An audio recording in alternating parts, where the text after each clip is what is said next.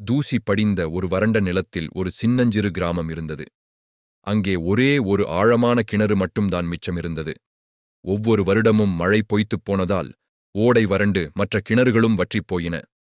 அந்த கடைசி கிணறுதான் கிராமத்தின் இதயத் துடிப்பாக மாறியது. ஒவ்வொரு நாளும் காலையில் மக்கள் தங்கள் பானைகளுடனும் வாளிகளுடனும் அங்கே கூடுவார்கள். ஆனால் நாட்கள் செல்லச் செல்ல வரிசை நீளமானது, காத்திருப்பின் வெப்பம் அதிகரித்தது, இதயங்கள் சுருங்கின. சில குடும்பங்கள் நடுராத்திரியிலேயே வந்து முதலிடத்தை பிடிக்க ஆரம்பித்தன. மற்றவர்கள் தங்களிடத்தை பிடித்து வைக்க சில முரட்டு இளைஞர்களுக்கு பணம் கொடுத்தார்கள். சில பணக்கார குடும்பங்கள் கிணற்றின் கயிறையும் கப்பியையும் சரி செய்ததற்கு கைமாறாக தங்களுக்கு முன்னுரிமை வேண்டும் என்று சொல்லி உறவினர்களை கிணற்றருகே நிறுத்தினார்கள்.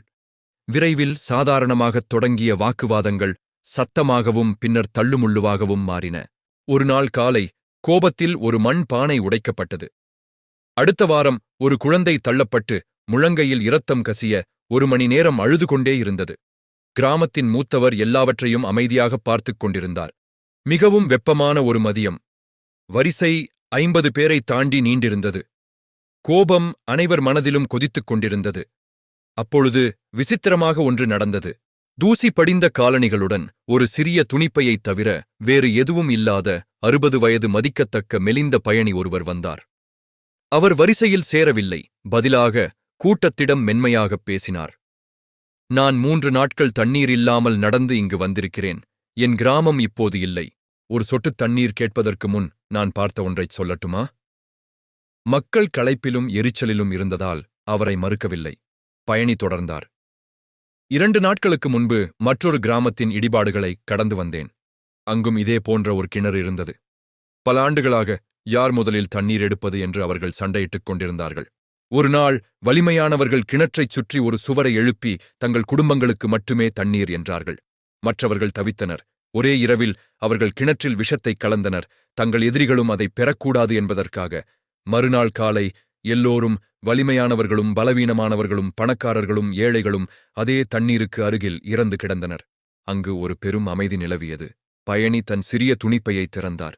அதில் ஈரமான துணியில் சுற்றப்பட்ட 6 சிறிய மரக்கன்றுகள் இருந்தன. இவை நான் பார்த்த கடைசி உயிருள்ள வேம்பு மற்றும் புளிய மரக்கன்றுகள் என்றார் அவர். 20 குடும்பங்கள் தங்களுக்கு ஒரு குவளை தண்ணீர் குறைந்தாலும் பரவாயில்லை என்று நினைத்து ஒவ்வொரு கன்றையும் 3 ஆண்டுகள் பராமரித்தால் வேர்கள் ஆழமாகச் செல்லும். 7-8 ஆண்டுகளில் இந்த கிராமத்திற்கு நிழலையும் ஈரப்பதத்தையும் தரும் 6 புதிய ஆதாரங்கள் உருவாகும். இந்த ஒற்றை கிணறு மட்டும் எல்லா உயிர்களையும் தாங்க வேண்டியதில்லை. அவர் கூட்டத்தை பார்த்தார். நான் இப்போது முதல் கன்றை நடுகிறேன். எனக்கு இன்று தண்ணீர் கிடைத்தாலும் கிடைக்காவிட்டாலும் நாளை நான் கிளம்பிவிடுவேன். ஆனால் ஒரே ஒருவராவது இந்த கன்றை பார்த்துக் கொள்வதாக உறுதியளித்தால் உங்கள் குழந்தைகள் வெறும் கிணற்றருகே சண்டையிட வேண்டிய அவசியம் இருக்காது. முதலில் முன் வந்தவர் கடந்த வாரம் தள்ளப்பட்ட குழந்தையின் தாய். அவர் அமைதியாகச் சொன்னார், எனக்கு ஒன்று வேண்டும். பிறகு குச்சியுடன் இடத்தை பிடித்துக் கொண்டிருந்த இளைஞன் முன் வந்தான். எனக்கும் ஒன்று. ஒவ்வொருவராக 19 பேர் முன்வந்தனர். அவர்களில் சிலர் அந்த முன்னுரிமை முறையை உருவாக்கியவர்களே. அவர்கள் தரையை பார்த்தபடி பேசினார்கள், ஆனால் பேசினார்கள். கிராம மூப்பர் எழுந்து நின்றார். அவரது கன்னங்களில் தூசியில் கோடுகளைப் போட்டபடி கண்ணீர் வழிந்தது. நாம் தண்ணீருக்காக சண்டையிடவில்லை என்றார் அவர். நாம் தாகத்தில் கடைசியாக இறப்பதற்காக சண்டையிட்டோம். இன்று நாம் இன்னும் கடினமான ஒன்றைத் தேர்ந்தெடுக்கிறோம். நம்முடைய எதிர்காலத்தை நாமே விஷமாக்கும் கடைசி கிராமமாக இருக்க மாட்டோம் என்பதைத் தேர்ந்தெடுக்கிறோம்.